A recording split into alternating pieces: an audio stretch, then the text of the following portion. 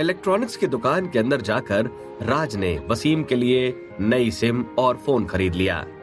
इसके बाद उन लोगों ने कंप्यूटर भी लिया। ये सब कुछ बड़े ही आराम से हो गया। फोन और कंप्यूटर के दाम इतने कम थे कि राज हैरान रह गया। उसे एक बार भी मोल भाव करने की जरूरत नहीं पड़ी। दुकानदार ने उन्हें खरीद के दाम पर ही सामान बेच दिया। इसके अलावा उसने दोनों को मेंबरशिप कार्ड भी दिया। ये बात तो साफ थी कि उन्हें इतने कम दाम में चीजें इसलिए मिली क्योंकि राज के पीछे वसीम मुस्कुराते हुए खड़ा था। वसीम को इसके अलावा कुछ भी कहने या करने की जरूरत नहीं पड़ी थी। उसके बस खड़े रहने से ही दुकानदार ने दामों में भारी गिरावट कर दी थी। इसके अलावा उसने उन दोनों को कुछ चीजें और भी दी जिनमें उसे ही नुकसान हुआ। आज की दुनिया में दिखना बहुत मायने रखता था।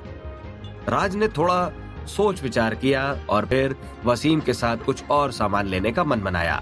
इसके बाद उसने 2 टैबलेट, सिंगल लेंस कैमरा और एक छोटा प्रोजेक्टर भी लिया। वसीम की मौजूदगी के कारण उसे ये सब काफी कम दामों में मिल गया था। ये सब कुछ वाकई बहुत कमाल का था, जैसे कि किसी वीडियो गेम में होता है जहां अपने स्किल बढ़ाने पर लोग अपने आप आपके आगे झुकने लगते हैं। सर, जब आप शॉपिंग खत्म कर लें तो अपनी पेमेंट की रसीद भी संभाल कर रखिएगा। करीब 1 लाख के ऊपर खर्च करने वालों के लिए दुकान के बाहर एक लॉटरी की व्यवस्था की गई है, जिससे आपको और भी फायदा हो सकता है। जब राज ने कैमरा खरीदा तो दुकानदार ने याद दिलाते हुए कहा, करीब हर महीने में इस दुकान में इस तरह की लॉटरी की व्यवस्था की जाती थी। इससे बिजनेस अच्छा बन जाता था। हाँ, इसमें जो भी इनाम खुलते थे वो बहुत ही आम होते थे। शुक्रिया, राज ने मुस्कुराते हुए जवाब दिया और अपने हाथों की तरफ देखने लगा। फिलहाल के लिए उसने काफी कुछ सामान खरीद लिया था। राज को अभी अभी इस बात का एहसास शुरू हुआ कि भावनाओं में बहकर उसने जरूरत से ज्यादा चीजें खरीद ली थी और अब उसके दोनों हाथ सामान से भरे हुए थे। ऐसे में अगर वसीम जमीन पर गिरने वाला होगा तो शायद वो वसीम को पकड़ भी नहीं सकता था। ऐसा सोचते हुए उसने वसीम की तरफ देखा। वसीम अभी बहुत ज्यादा खुश था। वो राज द्वारा दिलाए गए फोन में डूबा हुआ था। इसी कारण अभी के लिए उसका ख्यालों में डूब जाना मुमकिन नहीं था। वसीम ने राज की नजरें भांप ली। सब ठीक तो है ना? क्या तुम बस लेकर वापस जाना चाहते हो? इस बार मैं अपनी ताकत को काबू में रखूंगा, वसीम ने सिर उठाकर कहा। नहीं नहीं, इससे कोई फर्क नहीं पड़ता।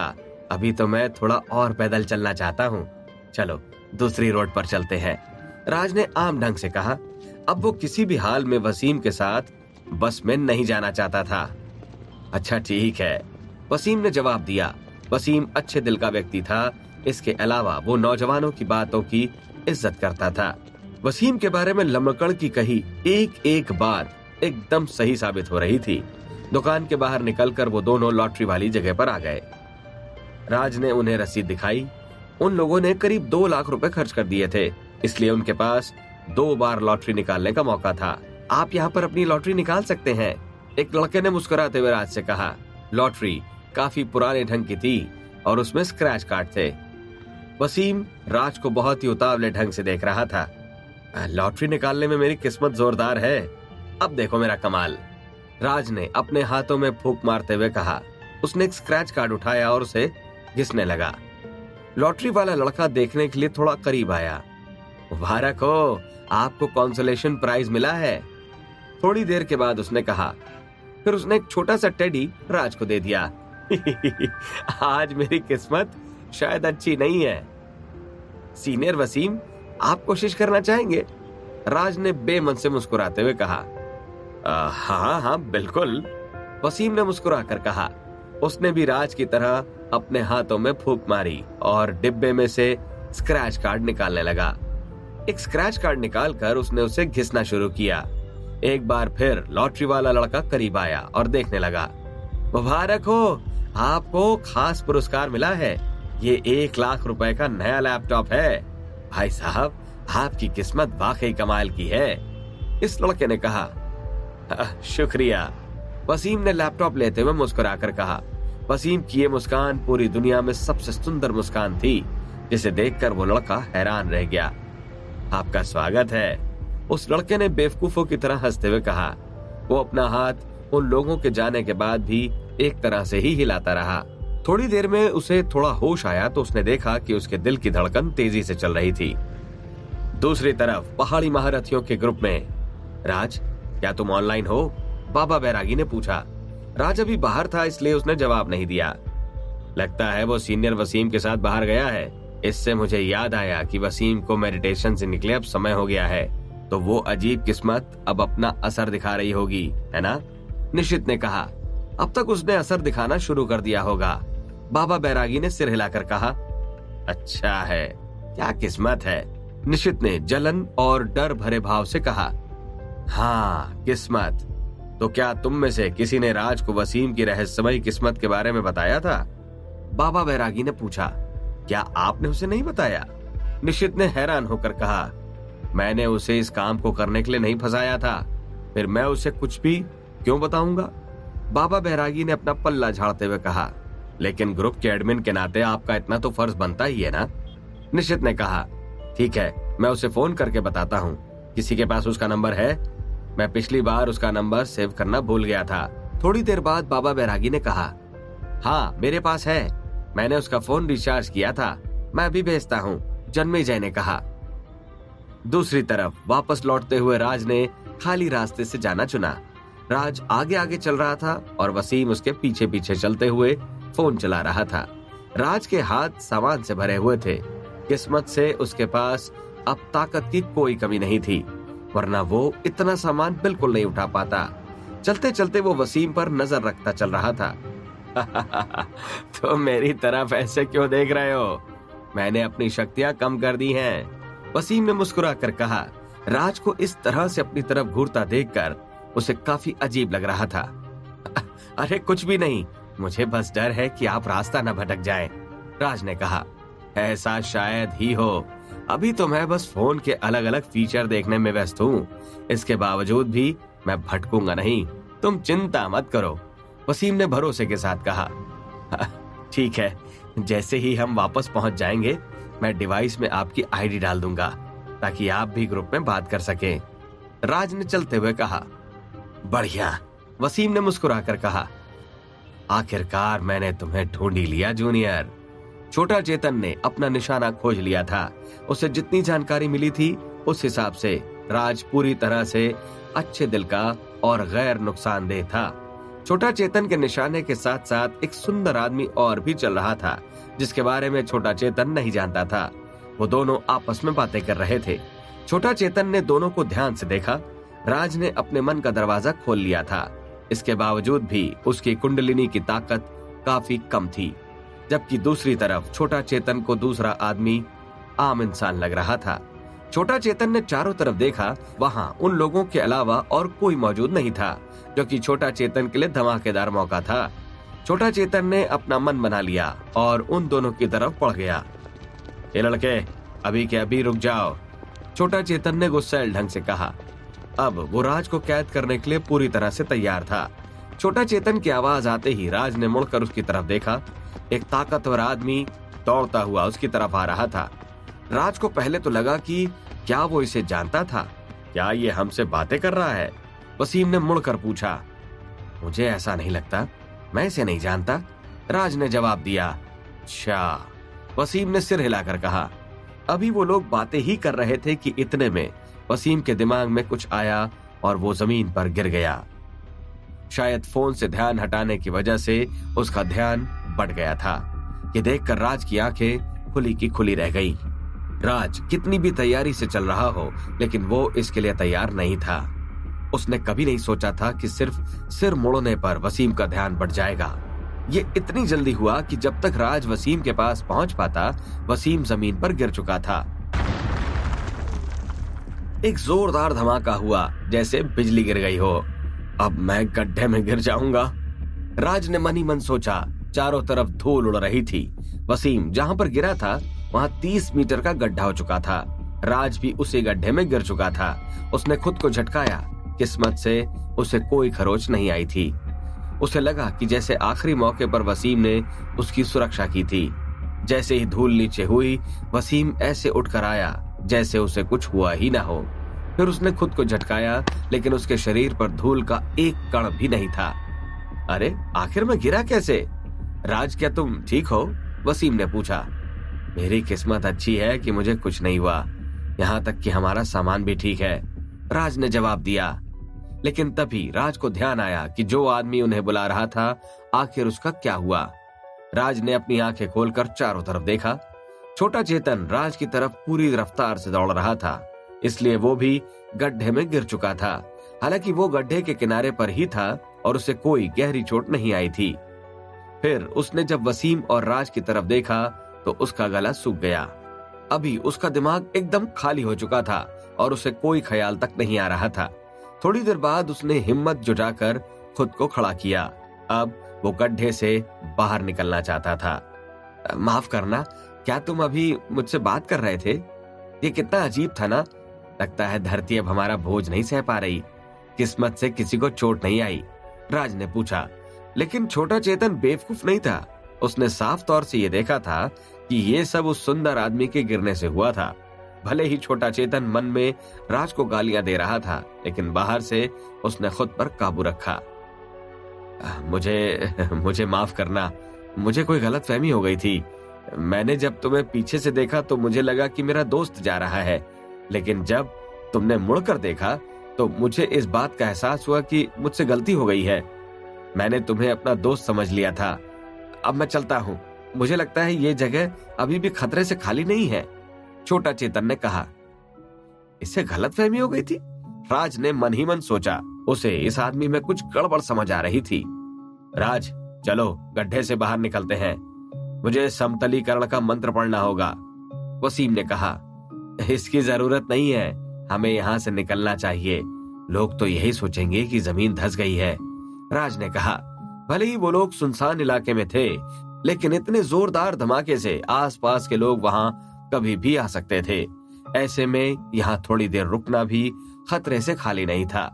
ऐसे में अगर वसीम समतलीकरण से जमीन एक जैसी कर देता तो शायद चीजें बिगड़ सकती थी। इस समय यहाँ से भाग जाना ही बेहतर था। क्या छोटा चेतन अपने मंसूबे में कामयाब हो जाएगा? क्या राज वसीम के गिरने का कोई हल निकाल पाएगा?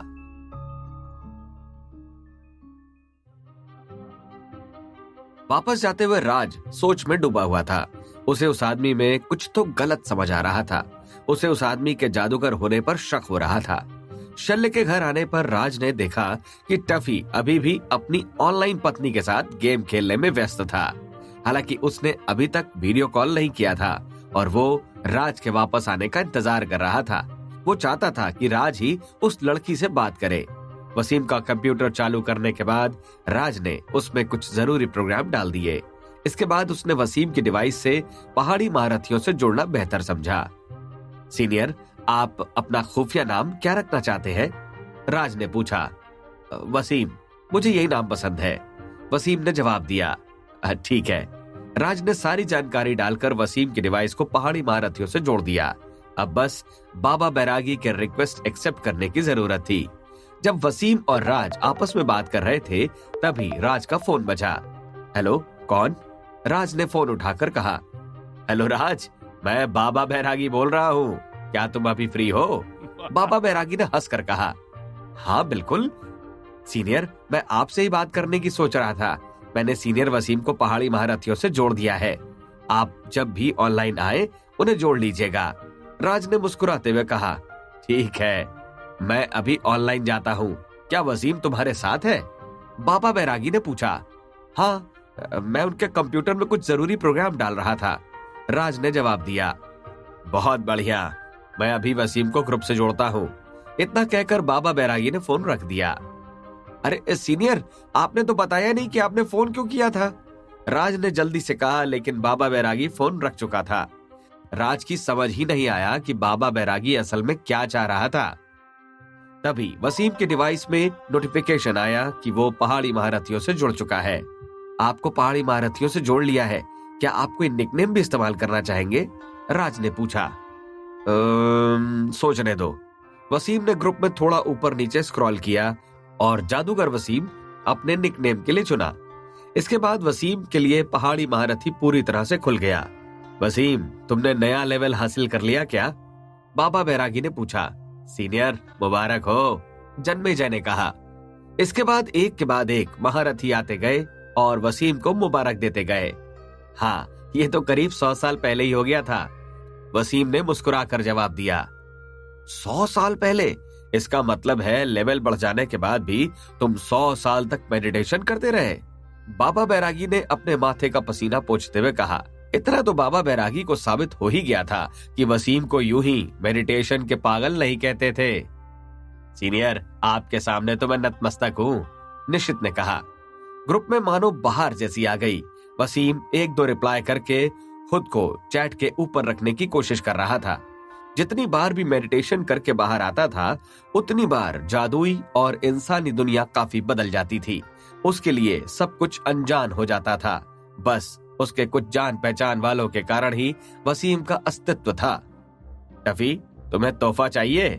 वसीम की पूरी चीजें करने के बाद राज ने टफी के पास आकर कहा। कैसा तोहफा?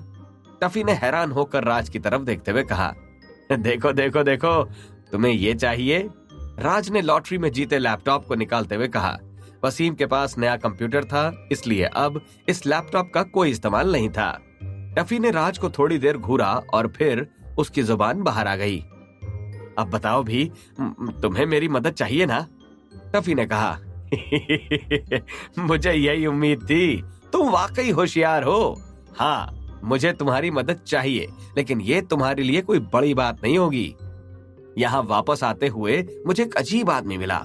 मुझे लगता है कि उसके साथ कुछ तो गड़बड़ जरूर थी, राज ने कहा और टफी को पूरी बात साफ साफ बताई। कलंदर के साथ हुई घटना के बाद से राज शक के दायरे में आने वाले हर किरदार को लेकर चौकन्ना हो गया था। वो नहीं चाहता था कि कलंदर के गुर्गों की तरह ही कोई फिर से उसके पहचान वालों को नुकसान पहुंचाने की कोशिश करे। तो तुम मुझसे क्या चाहते हो? टफी ने उलझन में पड़कर कहा। मैं चाहता हूं कि सीनियर ने जो गड्ढा बनाया है, तुम वहां जाकर उस आदमी की गंध सूंघो और उसके बारे में सारी जानकारी लाकर मुझे दो, राज ने कहा। ठीक है, तो यही तय हुआ। हालांकि मैं उसके बारे में तुम्हें बताऊंगा, इसके बाद मेरी कोई जिम्मेदारी नहीं होगी। टफी ने अपने हाथ पैर सीधे करते हुए कहा। हाँ हाँ, कोई दिक्कत नहीं है, राज ने मुस्कुराते हुए कहा। ठीक है, मैंने तुम्हारी बात मान ली है। अब तुम्हें भी अपना वादा याद रखना होगा। आओ, तुम्हें मेरी पत्नी को वीडियो कॉल करना है। टफी ने कंप्यूटर की तरफ इशारा करते हुए कहा। मुझे क्या करना होगा? राज ने पूछा। बस यहाँ बैठो और हिलना मत, मैं गेम खेलूंगा और जब मैं तुमसे मुस्कुराने को कहूँ तो एक शानदार मुस्कान दे देना, बस इतने से काम बन जाएगा, टफी ने कहा। अगर सिर्फ मुस्कुराने की बात थी तो राज को इसमें कोई हर्ज नहीं था। राज कंप्यूटर के सामने बैठ गया और उसने वेबकैम चालू कर दिया। टफी ने चैट खोला और अपनी आईडी से लॉगिन किया। पत्नी जी, वीडियो चालू करो, अब तुम्हारे सुंदर पति को देखने का समय आ गया है, टफी ने टाइप करके कहा। टफी को इस तरह के मैसेज करता देख राज को थोड़ी शर्मिंदगी महसूस हो रही थी। अरे पतिदेव, आप वीडियो कॉल कर सकते हैं, लड़की ने तुरंत कहा और वीडियो कॉल कर दिया। उतने में ही 17-18 साल की लड़की स्क्रीन पर दिखने लगी। वो कल के मुकाबले और भी ज्यादा सुंदर लग रही थी। राज का चेहरा भी उस लड़की की स्क्रीन पर दिखने लगा। राज की पुरानी तस्वीर के मुकाबले अब वो काफी सुंदर लगने लगा था। मैं वीडियो कॉल तो कर सकता हूँ, लेकिन अभी मेरा ऑडियो काम नहीं कर रहा है, तुम्हें अभी ऐसे ही काम चलाना होगा, टफी ने टाइप करके कहा और तुरंत राज से बोला। अब वेबकैम की तरफ देखकर मुस्कुराओ। राज ने वेबकैम की तरफ देखा और प्यार से मुस्कुरा दिया। कितने सुंदर हो पतिदेव, मुझे तो आपसे मोहब्बत हो गई है, लड़की ने फ्लाइंग किस करते हुए कहा। राज को इतनी शर्म आई कि उसका चेहरा लाल हो गया। चलो चलो चलो, अब गेम खेलें। आज हम किसी जगह को हासिल ना करके कत्लेआम मचाएंगे। कल पूरी रात मैंने लड़ाकू हथियार हासिल करने में लगाई है, इसलिए आज हम अपने विरोधियों को अच्छा मजा चखाएंगे, टफी ने टाइप करके कहा और राज से बोला। तुम अपने चेहरे पर जरा आत्मविश्वास भरे भाव लाओ ताकि उसे यकीन बना रहे। राज ने एक गहरी सांस ली और उसकी आंखों में अलग तरह की चमक आ गई। उसका चेहरा आत्मविश्वास से भर गया। पतिदेव, आप तो कमाल हैं, मैं आपसे बहुत प्यार करती हूँ, लड़की ने हंसते हुए कहा। राज ने वेबकैम की तरफ देखकर अंगूठे से इशारा कर दिया, लेकिन अब उसके अंदर शर्मिंदगी की सीमा पार हो चुकी थी और इससे उसका दिमाग खराब होने लगा था। इसलिए उसने बची हुई शर्म भी बेच देने की ठानी। टफी और वो लड़की तुरंत ही गेम में दाखिल होकर मारकाट करने लगे। राज टफी के हिसाब से अलग अलग तरह के एक्सप्रेशन दे रहा था।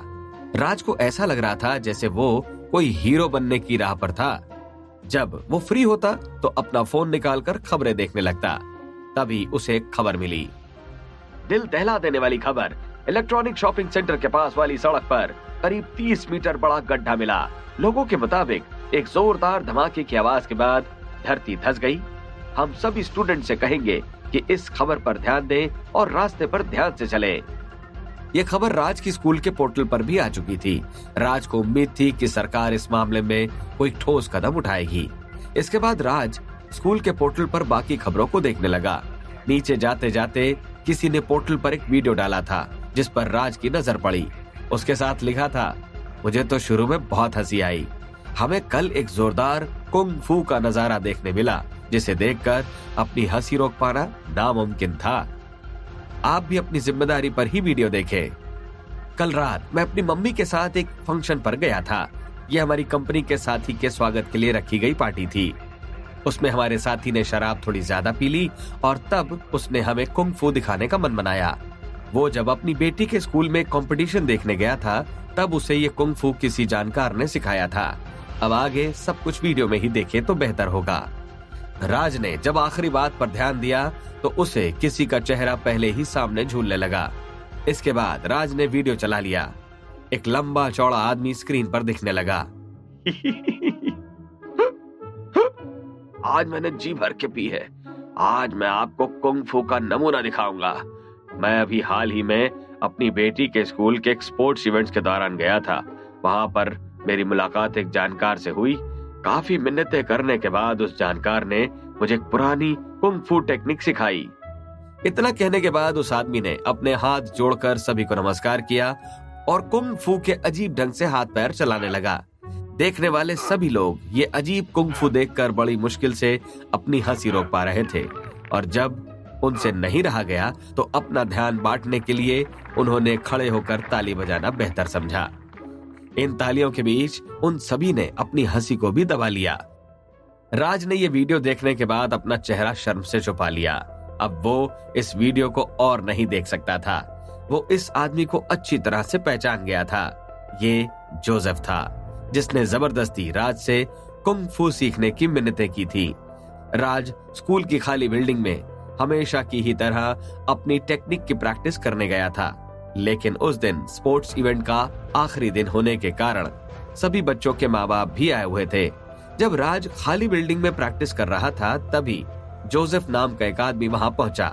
जोसेफ ने बचपन से कुंग फू सिर्फ टीवी में ही देखा था और उसका हमेशा से सपना था कि एक दिन उसे कुंग फू सीखने का मौका मिलेगा। जब राज के तौर पर यह मौका उसके सामने था तो उसने राज से बहुत मिन्नतें की। उसके पैरों में गिर गया। तब राज ने ऐसे ही हाथ पैर चलाकर जोसेफ को एक लड़ाकू तरीका बताया जिसका नमूना अभी अभी राज ने वीडियो में देखा और वो एक हद से भी ज्यादा शर्मिंदा हुआ। क्या राज को छोटा चेतन के बारे में सारी जानकारी मिल पाएगी? क्या राज छोटा चेतन से भी बड़ी चुनौती का सामना कर पाएगा?